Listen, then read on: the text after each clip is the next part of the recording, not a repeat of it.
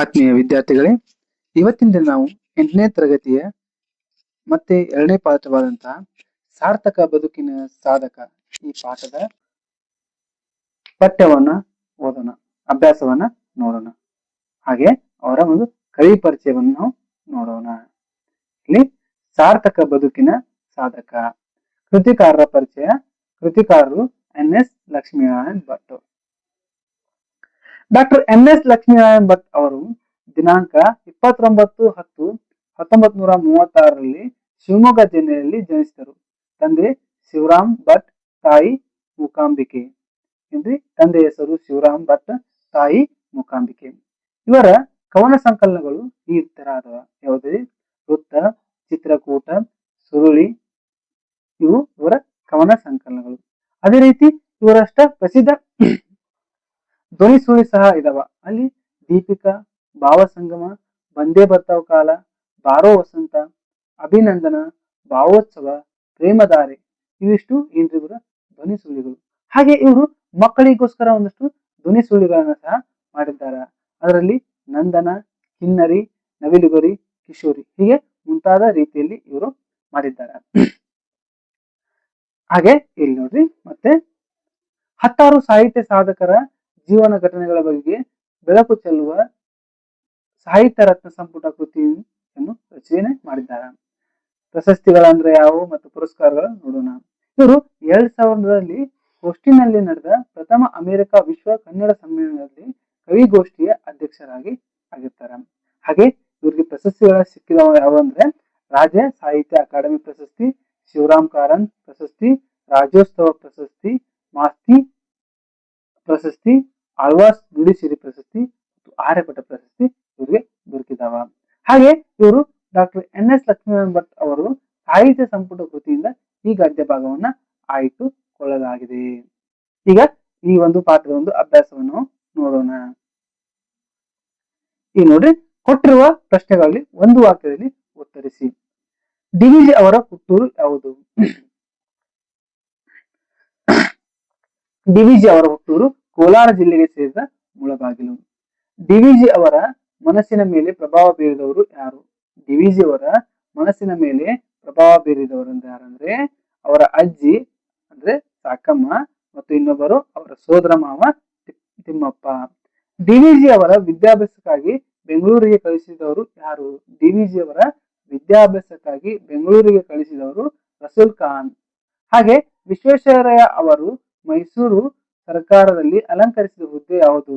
ವಿಶ್ವೇಶ್ವರಯ್ಯ ಅವರು ಮೈಸೂರು ಸರ್ಕಾರದಲ್ಲಿ ಅಲಂಕರಿಸಿದ ಹುದ್ದೆ ಯಾವುದಂದ್ರೆ ದಿವಾನ್ ಹುದ್ದೆಯನ್ನ ಅಲಂಕರಿಸಿರ್ತಾರ. DVಜಿ ಅವರು ಸ್ಥಾಪಿಸಿದ ಸಂಸ್ಥೆ ಯಾವುದು? DVಜಿ ಅವರು ಸ್ಥಾಪಿಸಿದ ಸಂಸ್ಥೆ ಗೋಖಲೆ ಸಾರ್ವಜನಿಕ ಸಂಸ್ಥೆ ಆಗಿರ್ತದೆ. ಕೊಟ್ಟಿರುವ ಪ್ರಶ್ನೆಗಳಿಗೆ 2-3 ವಾಕ್ಯದಲ್ಲಿ ಉತ್ತರಿಸಿ. ರಸೂಲ್ ಖಾನ್ ಅವರು DVಜಿ ಅವರ ವಿದ್ಯಾಭ್ಯಾಸಕ್ಕಾಗಿ ಮಾಡಿರುವ ಸಹಾಯವೇನು?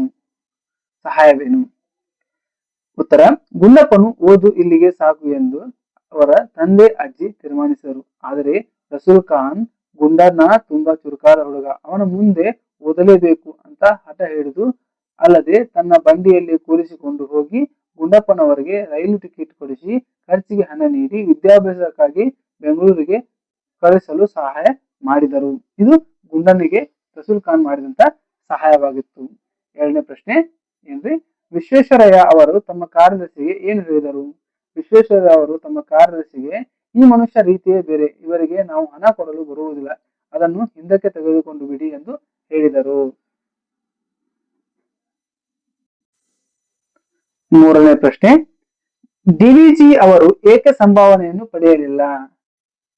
ಉತ್ತರ, ವರದಿ ಮಾಡುವುದು ಪತ್ರಕರ್ತರ ಕರ್ತವ್ಯ, ಅದಕ್ಕೆ ಖರ್ಚಾದರೆ ಅವರೇ ಕೊಡಬೇಕು, ಸರ್ಕಾರವಲ್ಲ. ಆದ್ದರಿಂದ ನಮಗೆ ಈ ಹಣ ಖಂಡಿತ ಬೇಡವೇ ಬೇಡ ಎಂದು DVಜಿ ಅವರು ಸಂಭಾವನೆಯನ್ನ ಪಡೆಯಲಿಲ್ಲ.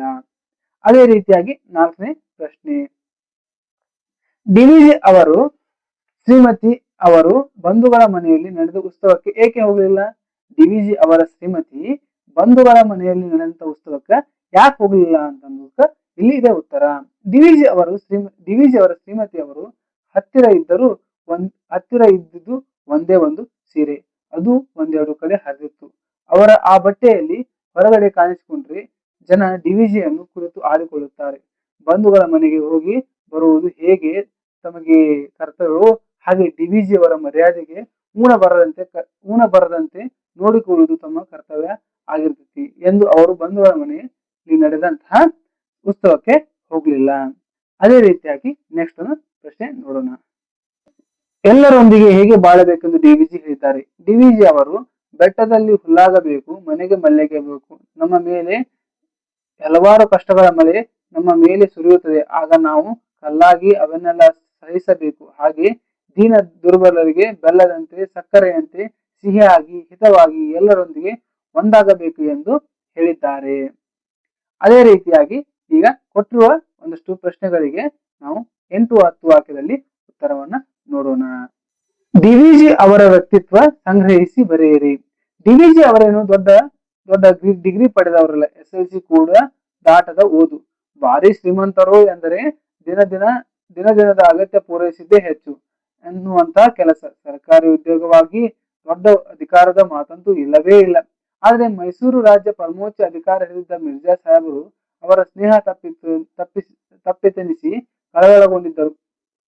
ಎಷ್ಟೇ ಬಡತನದಲ್ಲಿದ್ದರೂ ಅವರು ಎಂದಿಗೂ ಹಣಕ್ಕಾಗಿ ಆಸೆ ಪಡಲಿಲ್ಲ. ಇಂತಹ ಸತ್ವಶಾಲಿ ವ್ಯಕ್ತಿತ್ವ ಡಿವಿಜಿಗೆ ಬಂದಿದ್ದು ಕೇವಲ ಅವರ ಶೀಲ, ವಿವೇಕತೆ, ನಿಷ್ಪ್ರಹತೆ, ಸ್ವಯಂ ಆರ್ಜಿತ ಪಾಂಡಿತ್ಯ, ಸಾರ್ವಜನಿಕ ಹಿತಾಸಕ್ತಿಗಳ ಬಲದಿಂದ. ಮಿರ್ಜಾರ ಕಾಲಕ್ಕೆ ಡಿವಿಜಿ ದೊಡ್ಡ ಮೇಧಾವಿಯೆಂದೇ ವಿದ್ಯಾವಂತರ ವಲಯದಲ್ಲಿ ಹೆಸರಾಗಿದ್ದರು. ಡಿವಿಜಿ ಅವರ ಹೋಲಿಕೆ ಇಲ್ಲದ ಅಪೂರ್ವ ವ್ಯಕ್ತಿತ್ವ. ಹೆಸರಾಂತ ಪತ್ರಕರ್ತರಾದ ಹಿರಿಯ ಮೇಧಾವಿಗಳಾಗಿದ್ದರು. ರಾಜ್ಯಶಾಸ್ತ್ರದಲ್ಲಿ ಆಳವಾದ ತಿಳುವಳಿಕೆಯವರಾಗಿದ್ದರು. ಅವರ ಮಹಾಧೀಮಂತ ಎಂಬ ಮಾತಿನಲ್ಲಿ ವರ್ಣಿಸಿದರೆ ಸರಿಯಾಗುತ್ತದೆ. ನೆಕ್ಸ್ಟ್ 2ನೇ ಪ್ರಶ್ನೆ. ಡಿವಿಜಿ ಅವರ ಶ್ರೀಮತಿ ಅವರಿಗೆ ನಡೆದ ಸಂಭಾಷಣೆಯನ್ನು ಬರೆಯಿರಿ. ಡಿವಿಜಿ ಮತ್ತು ಅವರ ಶ್ರೀಮತಿಯೊಂದಿಗೆ ನಡೆದಂತ ಸಂಭಾಷಣೆಯನ್ನ ಬರೆಯಿರಿ ಅಂತ ಕೇಳಿದ್ದಾರೆ. ಒಮ್ಮೆ ಡಿವಿಜಿ ಅವರ ಬಂಧುಗಳ ಮನೆಯಲ್ಲಿ ಒಂದು ಉತ್ಸವ ನಡೆಯಿತು. ಆರತಿ ಅಕ್ಷತೆ ಹೊತ್ತಾ ಇದ್ದರೂ ಹೆಂಡತಿ ಮನೆಯಲ್ಲೇ ಇದ್ದಾರೆ. ಆಗ ಡಿವಿಜಿ ಅವರು ಕೇಳಿದರು. ಡಿವಿಜಿ ಅವರು ಏನಂತಾರ, ನೀನು ಉತ್ಸವಕ್ಕೆ ಹೋಗುವುದಿಲ್ಲವೇ? ಶ್ರೀಮತಿ, ಇಲ್ಲ, ಯಾಕೆ? ಮಕ್ಕಳನ್ನು ಕಳಿಸಿದ್ನಿ ಅಲ್ಲ ಅಂತ ಹೇಳ್ತಾರೆ. ಡಿವಿಜಿ, ಅದು ಸರಿ, ನೀನು ಹೋಗ್ಬೇಕಷ್ಟೇ. ಅವರು ನಮಗೆ ಬಹಳ ಬೇಕಾದವರು. ನೀನು ಹೋಗಿದ್ರೆ ಬೇಸರ ಪಡುವುದಿಲ್ಲವೇ? ಶ್ರೀಮತಿ, ಮನೆಯಲ್ಲಿ ಯಾರಾದರೂ ಬೇಕಲ್ಲ. ಡಿವಿಜಿ, ನಾನು ಇರುತ್ತೇನೆ, ನೀನು ಹೋಗಿ ಬಾ. ಶ್ರೀಮತಿ, ನಾನು ಹೇಳಬಾರದೆಂದಿದ್ದೆ. ನೀವು ಪಟ್ಟು ಹಿಡಿದು ನನ್ನ ಬಾಯಿ ಬಿಡಿಸುತ್ತಿದ್ದೀರಿ. ನನ್ನ ಹತ್ತಿರ ಇರುವುದು ಇದೊಂದೇ ಸೀರೆ. ಇದು ಒಂದೆರಡು ಕಡೆ ಹರಿದಿದೆ. ನಾನು ಈ ಬಟ್ಟೆಯನ್ನು ಹಾಗೆ ಕಾಣಿಸಿಕೊಂಡ್ರೆ ಜನ ನಿಮ್ಮನ್ನು ಕುರಿತು ಆಡಿಕೊಳ್ಳುವುದಿಲ್ಲವೇ? ಬಂಧುಗಳ ಮನೆಗೆ ಹೋಗುವುದು ಹೇಗೆ ನನಗೆ ಕರ್ತವ್ಯ, ಹಾಗೆ ನಿಮ್ಮ ಮರ್ಯಾದೆಗೆ ಊನಬಾರದಂತೆ ನೋಡಿಕೊಳ್ಳುವುದು ನನಗೆ ಕರ್ತವ್ಯ ಅಲ್ಲವೇ ಎಂದು ಹೇಳಿದರು. ನೆಕ್ಸ್ಟ್ ಸಂದರ್ಭ ನೋಡೋಣ. ಸಂದರ್ಭ ಸಹಿತ ಸ್ವಾರಸ್ಯ ವಿವರಿಸಿ. ಏನ್ರಿ, ಏನ್ ಬಂದಿರಿ ಗುಂಡಪ್ಪ? ಈ ಒಂದು ಉತ್ತರ ನೋಡೋಣ. ಆಯ್ಕೆ. ಈ ವಾಕ್ಯವನ್ನು ಲಕ್ಷ್ಮೀನಾರಾಯಣ ಭಟ್ ಅವರ ಬರೆದಿರುವ ಸಾಹಿತ್ಯ ರತ್ನ ಸಂಪುಟ ಕೃತಿಯಿಂದ ಆರಿಸಲಾಗಿರುವ ಸಾರ್ಥಕ ಬದುಕಿನ ಸಾಧಕ ಎಂಬ ಪದ್ಯದಿಂದ ಆಯ್ದುಕೊಳ್ಳಲಾಗಿದೆ. ಸಂದರ್ಭ ಏನಿತ್ರಿ, ದಸರಾ ಉತ್ಸವ ಕುರಿತು ವರದಿ ಮಾಡಿದ್ದಕ್ಕಾಗಿ ಗುಂಡಪ್ಪ ಅವರಿಗೆ ಸರ್ಕಾರದಿಂದ ಸಂಭಾವನೆ ಬಂದಾಗ ಅದನ್ನು ಇಷ್ಟಪಡದೆ ಡಿವಿಜಿ ಅವರು ಹಣವನ್ನು ಹಿಂತಿರುಗಿಸಲು ಸರ್ ಎಂ ವಿಶ್ವೇಶ್ವರಯ್ಯ ಬಳಿಗೆ ಹೋದ ಸಂದರ್ಭದಲ್ಲಿ ಸರ್ ಎಂ ವಿಶ್ವೇಶ್ವರಯ್ಯ ಅವರು ಡಿವಿಜಿ ಅವರನ್ನ ಆತ್ಮೀಯತೆಯಿಂದ ಹೀಗೆ ಪ್ರಶ್ನಿಸುತ್ತಾರೆ. ಸ್ವಾರಸ್ಯ. ಮೈಸೂರು ಸರ್ಕಾರ ದಿವಾನ್ ಹುದ್ದೆಯಲ್ಲಿದ್ದ ಸರ್ ಎಂ ವಿಶ್ವೇಶ್ವರಯ್ಯನವರು ಡಿವಿಜಿ ಅವರ ಮೇಲೆ ಹೊಂದಿದ್ದ ವಿಶ್ವಾಸ ಈ ಮಾತಿನಲ್ಲಿ ಸ್ವಾರಸ್ಯಪೂರ್ಣವಾಗಿ ವ್ಯಕ್ತಗೊಂಡಿದೆ. ನೆಕ್ಸ್ಟ್, ನೀನು ಉತ್ಸವಕ್ಕೆ ಹೋಗುವುದಿಲ್ಲವೇ? ಈ ವಾಕ್ಯವನ್ನ ಆಯ್ಕೆ. ಈ ವಾಕ್ಯವನ್ನ ಲಕ್ಷ್ಮೀನಾರಾಯಣ ಭಟ್ ಅವರ ಬರೆದಿರುವ ಸಾಹಿತ್ಯ ರತ್ನ ಸಂಪುಟ ಕೃತಿಯಿಂದ ಆರಿಸಲಾಗಿರುವ ಸಾರ್ಥಕ ಬದುಕಿನ ಸಾಧಕ ಎಂಬ ಗದ್ಯದಿಂದ ಆರಿಸಿಕೊಳ್ಳಲಾಗಿದೆ. ಸಂದರ್ಭ. ಒಮ್ಮೆ ಡಿವಿಜಿ ಅವರ ಬಂಧುಗಳ ಮನೆಯಲ್ಲಿ ಒಂದು ಉತ್ಸವ ನಡೆಯಿತು. ಆರತಿ ಅಕ್ಷತೆ ಹೊತ್ತಾದರೂ ಹೆಂಡತಿ ಮನೆಯಲ್ಲೇ ಇದ್ದಾರೆ. ಈ ಸಂದರ್ಭದಲ್ಲಿ ಡಿವಿಜಿ ಅವರು ಶ್ರೀಮತಿಗೆ ಹೀಗೆ ಪ್ರಶ್ನಿಸುತ್ತಾರೆ. ಸ್ವಾರಸ್ಯ. ಡಿವಿಜಿ ಅವರು ನಿಜ ಸಂಗತಿಯೇ ತಿಳಿಯದೆ ತಮ್ಮ ಹೆಂಡತಿ ಬಂಧುಗಳ ಮನೆಗೆ ಹೋಗುವುದಿಲ್ಲವೇ ಎಂದು ಪ್ರಶ್ನಿಸಿದ್ದು ಇಲ್ಲಿನ ಸ್ವಾರಸ್ಯವಾಗಿದೆ. ನೆಕ್ಸ್ಟ್ ಪ್ರಶ್ನೆ. ನನ್ನ ಹತ್ತಿರ ಇರುವುದು ಇದೊಂದೇ ಸೀರೆ. ಆಯ್ಕೆ. ಈ ವಾಕ್ಯವನ್ನು ಲಕ್ಷ್ಮೀನಾರಾಯಣ ಭಟ್ ಅವರು ಬರೆದಿರುವ ಸಾಹಿತ್ಯ ರತ್ನ ಸಂಪುಟ ಕೃತಿಯಿಂದ ಆರಿಸಲಾಗಿರುವ ಸಾರ್ಥಕ ಬದುಕಿನ ಸಾಧಕ ಎಂಬ ಗದ್ಯದಿಂದ ಆರಿಸಿಕೊಳ್ಳಲಾಗಿದೆ. ಡಿವಿಜಿ ಅವರ ಹೆಂಡತಿಯವರು ತಾವು ಬಂಧುಗಳ ಮನೆಗೆ ಉತ್ಸವಕ್ಕೆ ಹೋಗದಿರುವುದಕ್ಕೆ ಕಾರಣ ಹುಡುಕುತ್ತಾ ಹೋದಾಗ ಡಿವಿಜಿ ಅವರು ಪಟ್ಟು ಬಿಡದೆ ಸವಾಲು ಕೊಡುತ್ತಾ, ನಾನು ಮನೆಯಲ್ಲಿರುತ್ತೇನೆ, ನೀನು ಹೋಗಿ ಬಾ ಎಂದು ಹೇಳಿದ ಸಂದರ್ಭದಲ್ಲಿ ಅವರ ಶ್ರೀಮತಿಯವರು, ನನ್ನ ಹತ್ತಿರ ಇರುವುದು ಇದೊಂದೇ ಸೀರೆ ಎಂದು ನಿಜ ಸಂಗತಿ ಒಪ್ಪಿಕೊಳ್ಳುತ್ತಾರೆ. ಸ್ವಾರಸ್ಯ: ಹಣಕ್ಕೆ ಆಸೆ ಪಡದ ಬಡತನದಲ್ಲಿ ಸರಳ ಜೀವನ ನಡೆಸಿ ಡಿವಿಜಿಯವರ ಗೌರವ ಕಾಯಬೇಕೆಂಬ ಬಯಸಿದ ಅವರ ಶ್ರೀಮತಿಯವರ ಸದ್ಗುಣ ಈ ಸಂದರ್ಭದಲ್ಲಿ ಸ್ವಾರಸ್ಯವಾಗಿ ಮೂಡಿ ಬಂದಿದೆ. ನೆಕ್ಸ್ಟ್ ಏನ್ರಿ? ಹೊಲಿ ನಿನ್ನ ತುಟಿಗಳನ್ನು ಮಂಕುತಿಮ್ಮ. ಈ ವಾಕ್ಯವನ್ನ ಲಕ್ಷ್ಮೀನಾರಾಯಣ ಭಟ್ ಅವರು ಬರೆದಿರುವಂತಹ ಸಾಹಿತ್ಯ ರತ್ನ ಸಂಪುಟ ಕೃತಿಯಿಂದ ಆರಿಸಿಕೊಳ್ಳಲಾಗಿದೆ. ಸಾರ್ಥಕ ಬದುಕಿನ ಸಾಧಕ ಎಂಬ ಗದ್ಯ ಭಾಗದಿಂದ ಆರಿಸಿಕೊಳ್ಳಲಾಗಿದೆ. ಸಂದರ್ಭ: ಲೇಖಕರು ಡಿವಿಜಿ ಅವರು ಮಂಕುತಿಮ್ಮ ಕಗ್ಗ ಕೃತಿಯಲ್ಲಿ ಆರಿಸಲಾಗಿರುವ ಕವನಗಳ ಸಾಲನ್ನು ಉದಾಹರಿಸಿದ್ದು, ಭೂಮಿಯಲ್ಲಿ ಬೀಜ ಮೊಳಕೆ ಒಡೆದು ಬೆಳೆದು ಫಲಪಟ್ಟರೂ ಇಡೀ ಭೂಮಿಗೆ ಬೆಳಕನ್ನ ಕೊಡುವ ಸೂರ್ಯಚಂದ್ರರು ತಾವು ಬೆಳಕು ನೀಡಿದರೂ ಗರ್ವ ಪಡುವುದಿಲ್ಲ. ಆದ್ದರಿಂದ ಗರ್ವ ಪಡುವ ಮಾನವನು ಕವಿ ನಿನ್ನ ತುಟಿಗಳನ್ನು ಹೊಲಿದುಕೋ ಎಂದು ಈ ಸಂದರ್ಭದಲ್ಲಿ ಹೇಳಿದ್ದಾರೆ.